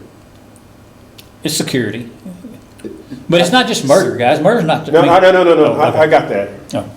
Is it just security or is it something else? That's probably what I want you to express. That's fine. I'll be honest with you. Yeah. I want to live in the nation we got now. I don't want it to be a percentage of Hispanics that's higher than whites or blacks. The percentage of people living here, I don't want it to be higher than whites or blacks. Okay. That's honest, but no, that's why we're here. Would it be safe to say from your position, a libertarian position, it sets aside the sustainability of the current nation. No, because I disagree with that argument. Okay. And I think that population increase makes us wealthier, provided they aren't Pause. deadbeats. When you say us, who are you talking about? Everybody. So when he says us, he's talking about American citizens. Right. When you say us, who are you talking about? I'm talking about American citizens and the people who come here. Everybody's better off. Okay. This does not have to be answered, but I have a what if. What if the percentage of people that you brought across the border to help the numbers get better, that percentage of people were all child sex traffickers and they all relocated right to Conway, Arkansas? No answer necessary. So if they were all, well then, let's round them up. Let's hunt them down. Right, I think mean, we have the if- justice yeah, system. if they're- Let's just hunt them down before they get here. Let's just check them out before they get here. I'm fine with that. We can talk numbers all day. Right, I We think- can twist those numbers. I think in this discussion about immigration, I would like for us to really dig into what is it that we're trying to hold on to. In my discussions, I have found those that move more towards your position, sir, there is a strong defense, not necessarily of security and safety, but a way of life. Okay. Yeah. Because if you look at other nations, they have a, for lack of a better word, they have a nationalism, right? No, that's true. You're arguing for a nationalism and seeking to understand. Well, you can understand why people come here. We can understand that. Yes. But I think from your perspective, at some point, if you continue to have individuals coming, is what I appreciate and value, will it remain? Or will it become what they came from? Because he did ask a good question. Why are they leaving in the first place? Exactly. Because their country is falling apart. And been falling apart ever since I was a kid. But why is our country different? Oh, my gosh. But hold on. So on the other side, right? And I bypass this question of how do we balance compassion, law, and a responsibility you have. How do we go about being compassionate and providing people this opportunity that America is supposed to be the land of the free and the home of the brave, and give me you're tired and you're poor and you're hungry and all that kind of stuff. From Mexico and South America, not from Canada. Well, I don't care where. Oh, okay. Yeah. But it's not coming from anywhere else. It's not coming from Well, Canada. I disagree with that. Yes. Yeah, I- they come from all over the They are- world. Well, they come from all over the world, but Places. the Yes. numbers, come on, the numbers. Yes. He's a numbers guy. Where they been coming? There's other people are coming through the border who are not from South America, Right. who have been found. So Okay. there's opportunists, obviously. Right. But at the bottom, there is this sense in which some are arguing for, I want to protect what is mine for my future. Which is right? Which is natural. But what is mine? Now, from your perspective, right, from a typical libertarian perspective, this understanding of borders, right, and the like, there should be this free-flowing, right, for trade, rejection of isolationism, and the like. Is that pretty good? From his standpoint, we have borders for a reason. It defines who we are, where we go to, your example of the Arkansas State Police, right? It tells another individual you can't come this far for a number of reasons, right? I wish in this discussion about immigration and what's been brought up, like what's happened in Minneapolis and with ICE and the like, what are we actually arguing for? What is it that we actually want as and so I hesitate to say this word, as a nation? Because even that word nation implies borders. It also implies maybe something more than what the U.S. should be, because the U.S. is supposed to be a union of states. And it's not. Is it supposed to be a nation? I mean, you could be like Africa. Well, was it designed to be different from a bunch of countries that are unionized? Is that not what the original purpose was? Well, there's a bunch of states that are sort of like little countries that formed a union Right. for security purposes and to normalize some things. So it's really, really handy to have a normalized system of weights and measures, so that when you're trading amongst the states, if I order a ton of corn, it's 2,000 pounds. Yeah, but see, Paul, you keep arguing right now from an economic trade standpoint. The immigration thing is about people and this idea, people, culture, and then what's been brought up recently, who has the influence in this nation in terms of voting. There's a reason for the SAVE Act, right? So not only is the nation facing, what does it mean to be a citizen? Who is a citizen? What does it mean to be a citizen? And that's the discussion we're not having. That's a very different issue, because giving people. I don't think it is. No. I'm saying it's giving power to people to engage in the political system is very different from allowing them to be here. And I'm saying people are right now seeing that as one and the same. They do, because it becomes that. And I'm saying we're not even having that discussion. Not right now, we're not. No. So, like a couple of years ago, people were up in arms over the possibility of Russian citizens being involved in the election. Then I asked myself, and if we're not going to have a discussion on what it means to be a citizen and what it means to have influence, what does we the people mean? I mean, that's how the whole document opens. What does that mean? And we're not even having that discussion. We're more arguing over, ICE and the like. And it's a discussion that needs to be had, because an individual who makes the argument like you make, sir, then let me go all the way back. Dang, you're just a racist. Yeah. But that's not what he's not arguing. That's not even what he's arguing about. He's not. But it's a quick response. I hear exactly what you're arguing for, and it's to be sympathized with. But I hear what y'all are arguing for. He wants to maintain his traditional traditional way of life, and I understand that it's comfortable. The way I make a living might drastically change, or might end, if immigration caused the population to drastically change, or maybe there's new technology comes out, or something of that nature that could make it so I have to find a new way to make a living, and that's okay. It really is. It's a problem if somebody violated my rights, but it's not a problem if it's just change. And so I make a living in real estate. What if somebody came up with a way to live above the ground and float? And so nobody needs land anymore.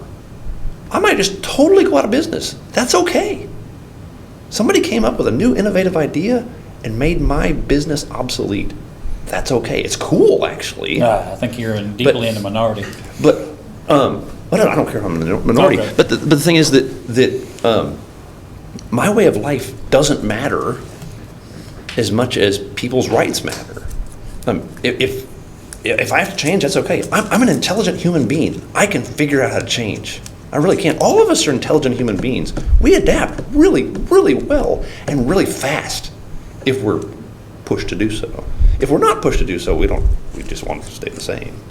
I mean, change will happen regardless. Yeah. It will, but if we try to slow it down, oftentimes it's to our own detriment. Sometimes change is terrible. I mean, I think some of the new changes we're looking at are just awful, but some of the changes are really, really cool. I mean, some of the new technology we're seeing is really pretty cool.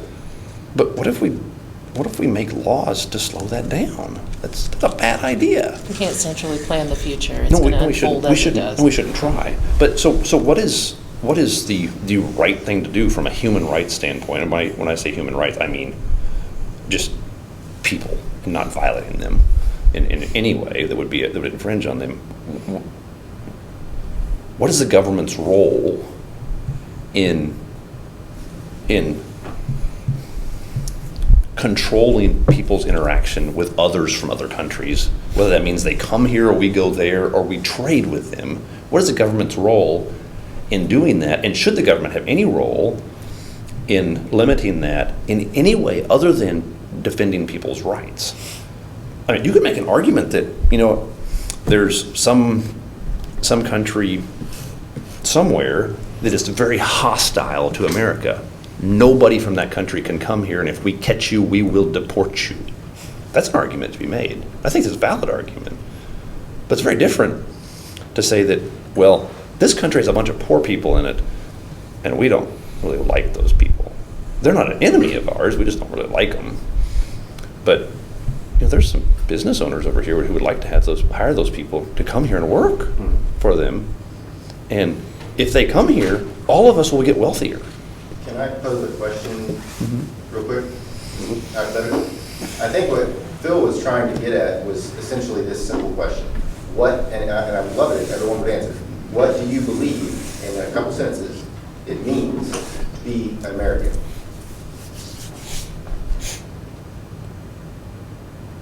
Like what gives you as a human being, we're all humans around the world, the special privilege of being an American?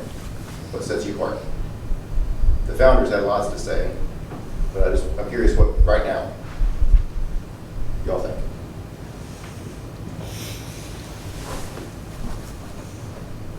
That desire to be here and to respect everyone's individual path towards success and prosperity.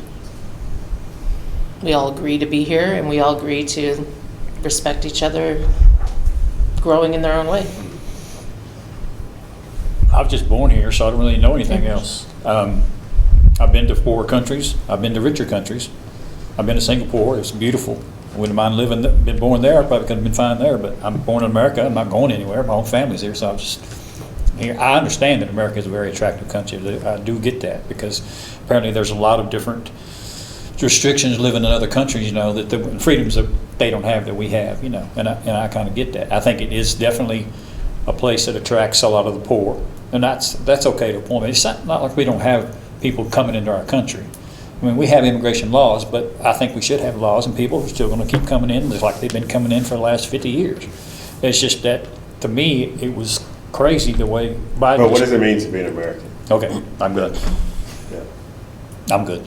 You good? Okay. I've lived here, so that's all I know. Okay. I think there's two sides to it. There's the legal side that says this is legally what makes you an American, and then there's that identity side again that we were talking about earlier at the beginning of this conversation of what you feel like makes you an American. And for some, it's that tradition. For some, it is culture. For some, it's history, like why we dipped out and started this to begin with. And for some, it is, it's more religious. It's cultural, and there's some religious aspect to it too. Definitely. Can I throw one in here? Yeah. Okay. You specifically, what does it mean to be American? Specifically, what is it? Part of what is our identity? What is the American identity? And I think it's been sort of the same since its beginning. We've always been two-sided, Republicans, Democrats. At the very beginning, it was, before the Constitution, we had Federalists, we had Anti-Federalists. We had Tories, we had freedom. But I think beyond the politics, we've always been bigoted and triumphing over bigotry. it took almost 100 years before we decided that black people shouldn't just be slaves, and then another before we said, okay, they should really be another 100 before they should be equal. With Chinese immigrants, there's been kind of bigotry all along, but in the end, we end up celebrating. There's been bigotry against the Irish when the Irish first came over. So now, every St. Patrick's Day, we wear green and we drink green beer and we eat corned beef and cabbage. There's always been bigotry. There's been fear of this is something new that's coming in, or this is something that's different. And then we've always triumphed over that bigotry. So that's been part of our history all along.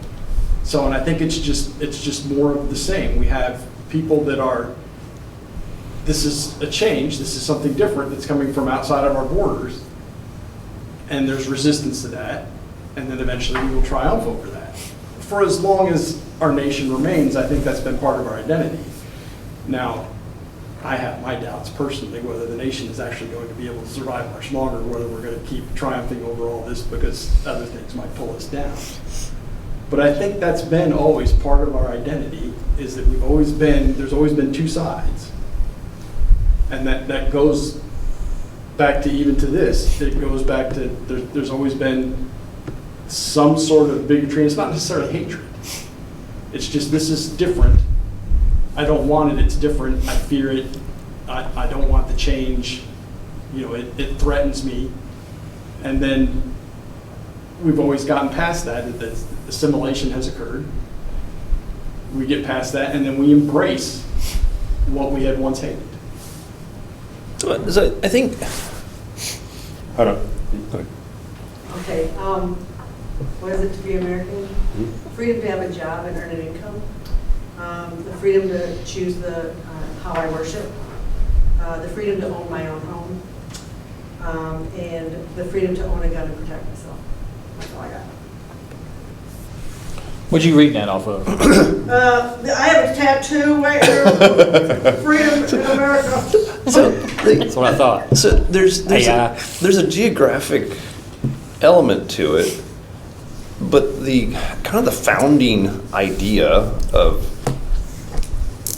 America, if you will, has been to reject tyranny in favor of freedom. And at the beginning, the founding, they didn't reject all the tyranny. They kept some of it. A little bit. It was a melting pot. You're right. It was a little bit of everybody. They were very brutal to some people. Yeah. They were pretty mean to the Indians, I think. But the kind of the founding principle was justice and liberty, even though it was imperfect. And even though it was not far-reaching as it should have been, that was the founding idea of you can do whatever you want to do so long as you don't hurt other people. And even though that was kind of a mantra, there were still people you could hurt and it was okay, which is stupid, but it was just the way it was. But they still had that idea that you could have freedom, and to a great extent you could. So I think that was kind of what the founding idea was. But then there's also just the element of it's a geographic thing. I mean, I'm an American because of who I was born to, who my parents were. They were U.S. citizens. Therefore, I'm a U.S. citizen, and that comes with some cool things. That means some things that are pretty cool. Now, but why is America so what we call great? Is it because we're so fantastic a population? Not necessarily. I mean, why are we so wealthy? Is it because we're so much better than everybody else? Yeah. Not necessarily. I think there's an element of some of our policies that economic liberty makes people wealthy naturally, but we've also got some other stuff going for us. In World War II, the world was destroyed, but America wasn't. So we had manufacturing that we were selling stuff to people all over the world. We got really wealthy really fast And from we helped, that. we also helped rebuild some of those countries. Right, that we that's destroyed. what I'm Okay. saying. So we had manufacturing still alive. We didn't get, America didn't get bombed during World War II. We didn't get destroyed during World War II. We didn't get destroyed, we did get bombed, we didn't get destroyed. Pearl Harbor. Well, that's Sorry. Yeah, Okay. that's- And so we had World War II that left us in a position to sell stuff to the world. We had manufacturing capacity, so that made us very wealthy. Then we have some monetary policy that is just strange to me why it's working, but it has caused America to be like a gold mining town. And so it's like we're pulling money out of the ground, and so the closer you get to the source of money, the wealthier you are, just because you're close to it. Yeah. And that's what it means to move to America. We're a gold mining country, if you will. And so if you can move to America, you can get in on that. Yeah, And So opportunity? opportunity would be a better word. there's opportunities for extreme wealth because we make money in the sense that we create it. That's why we're so wealthy. It's one of the reasons why we're so wealthy. Because Pause. Let's get this, Yeah, we got because we're going on to that. over 2 hours. Yeah. So that's open to everybody now, all right? Some of y'all have alluded to this, so if you want to answer, you can answer. If not, no, it's okay. So are you more hopeful or concerned about America's future? Take a pause before you answer. I already started. I gotta go. I gotta go.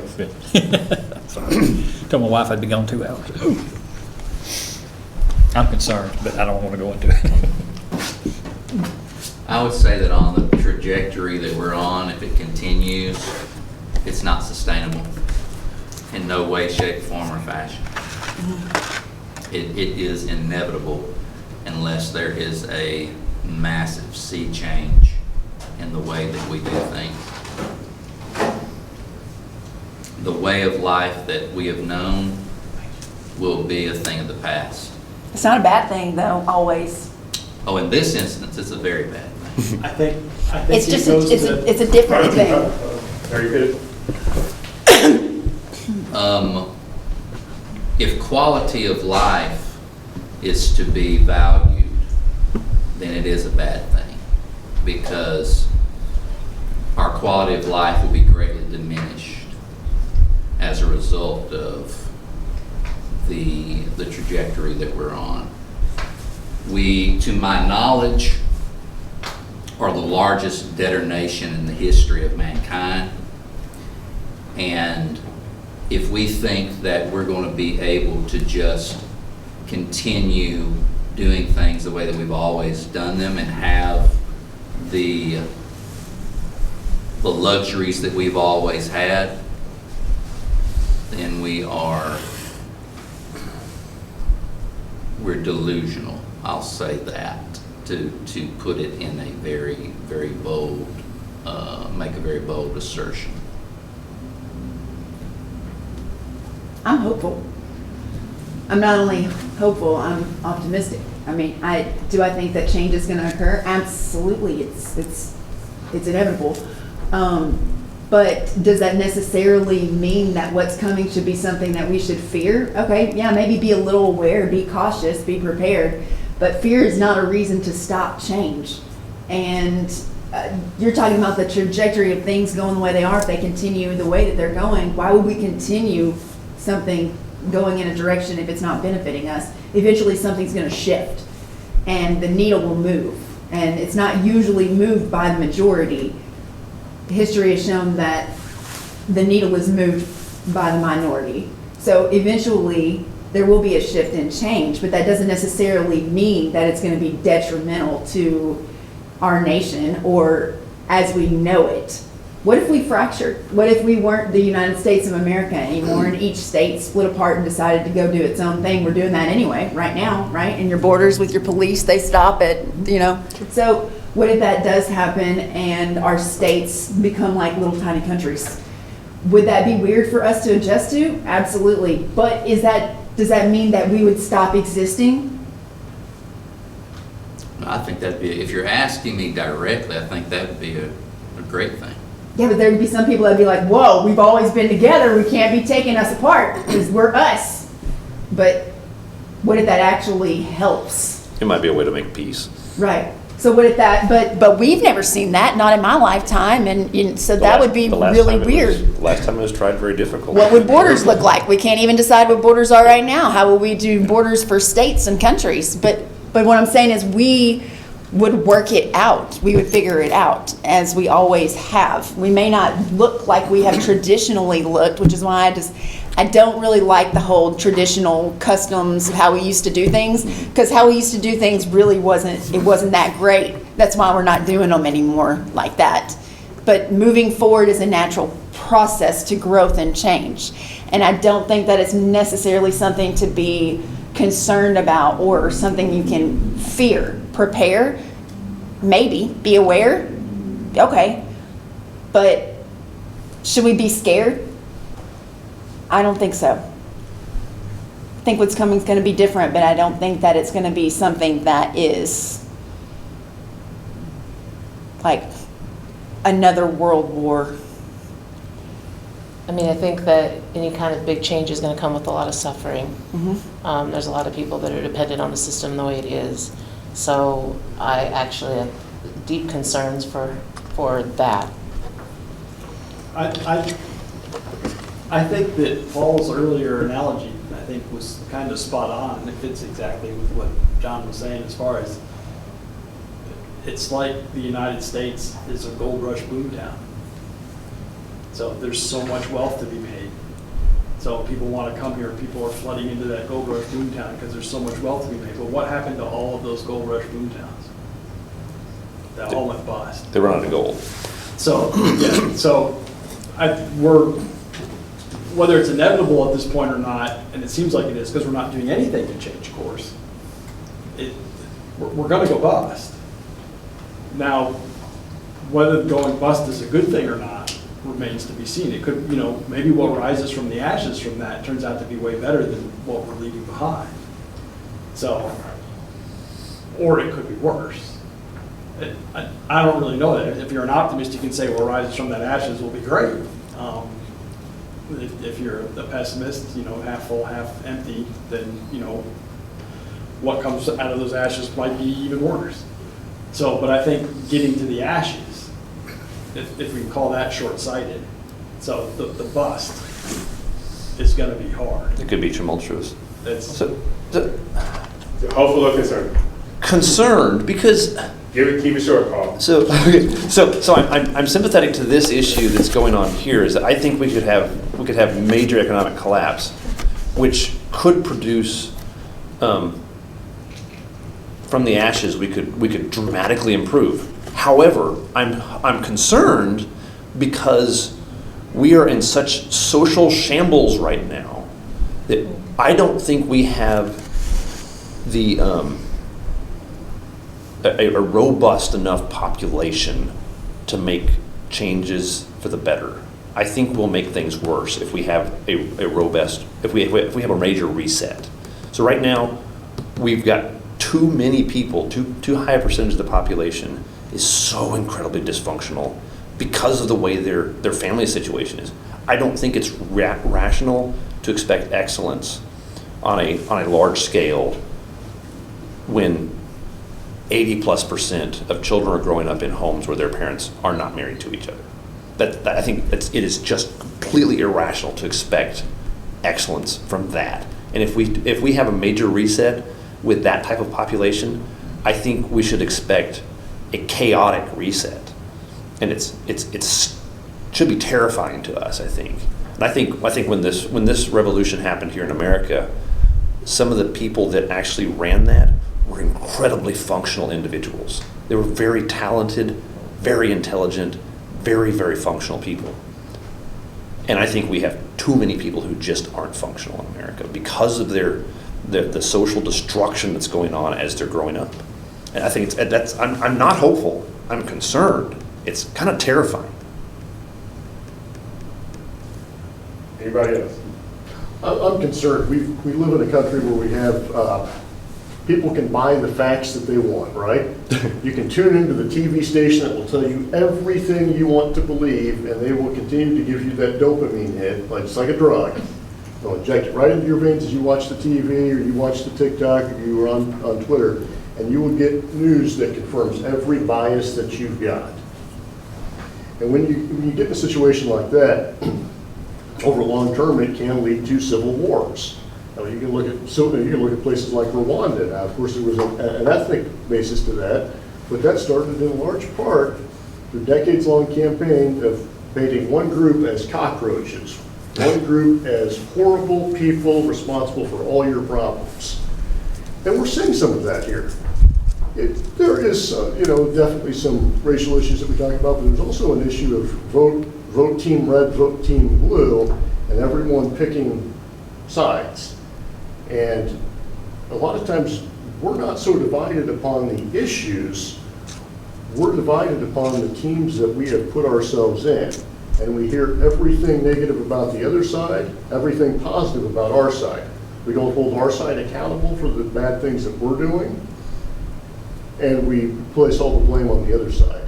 Long term, I think that is a disaster for the country, and it can lead to autocracy, it can lead to political violence, which you've already seen happen on both the right and the left. And I'm afraid that that's going to continue to happen.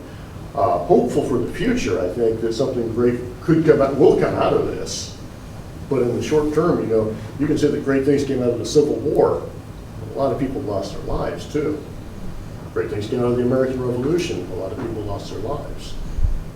World War II, the same thing. And so I think there's going to be a lot of bad with it as well, or has the potential to. Concerned because, like he said, everyone is polarized. I'm concerned because I believe that when it comes down to it, we aren't unified as Americans. Some people weren't even able to really give a full articulated answer of what it means to them to be an American. And I think that actually is kind of the driving point. I think that America, everyone kind of has their own definition of what it means. And I think that that can't work functionally. Obviously, the monetary and all of those things are going to destroy America from a logical and historical perspective. But really, we could overcome those things if we were unified on some principle, but I don't think we actually are. I think that Americans are, and I mean all Americans, Republicans are divided on these things. They don't know they are because they just watch their Fox News and they watch their channel, and so they feel the companionship with their other Republicans because they all hate the same person. But really, if you ask 5 Republicans what it means to be American, they probably wouldn't have the same answer. I think the same is true of every single party. I think the parties are a terrible thing in the first place. I think that we have lost the ability to think logically because we took logic out of schools. And this is the end result. Whenever you don't teach functional thinking, critical thinking, this is the result. And beyond that, the entire world is at threat right now. We're not seeing this just in America. This is happening everywhere. And so there's fundamentally something wrong with just looking at America. I think we need to look at worldwide and ask ourselves, as an entire world, who do we want to be? Because truthfully, we say one thing, but we act in a completely different way. And I think Americans have lost the ability to act. That's what used to define Americans. We would act in accordance to liberty and justice. Now, we don't act. We choose to post on Facebook, we choose to rant, we choose to get in our little groups and pat each other on the back about how much we hate this person or that person, and they're all the problems are on them. But the reality is, if we actually believe those things to be true with our actions, something would actually happen, positive or negative. But right now we're satiated. We're all very happy just to go home, play the PlayStation, put on our Fox News, eat, watch movies, whatever it is. And I think that was by design. I believe that it's functionally exactly how they want us, divided and distracted. So I'm very, very concerned. I'm concerned in this, similar as been said, in the system that we've created, because we created it, because we put people in power and made decisions, voted ways, and we have collectively created this for 10 or 50 years to get to where we're at. So I'm concerned that it's not sustainable economically, as many people have stated, that the two flip-flopping powers agree on all the wrong things, like continued debt, continued foreign involvement, continued, some of that stuff. That's, anyway. So I'm concerned in the system and how it is now. When I say system, in government, administrations, left or right, doesn't matter. But I'm very hopeful in the individuals who can create the change, because that's also all of us.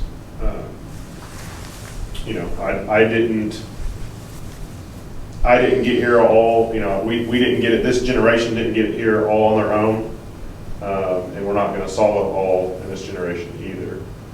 But the same resilience, maybe lack of resilience at times, that has gotten us this far, I believe, could handle a reset and could handle whatever comes next, whether that's a full turn, go back to the dark ages, everything shuts down and we've got to go from scratch. There may be a lot less of us left than used to be, but I believe that American spirit, if you will, still is there and is still fundamentally what drives the American dream and people that want to come here and all of us that we talked about tonight. So concerned about the future of our government and the system as it stands now and the projected path it's on, 100%, fully expect that to be apocalyptic at some point, but hopeful in the resilience of the people that will both cause that change and recover from that change. If I could just conclude with this, at least on my end, I think that oftentimes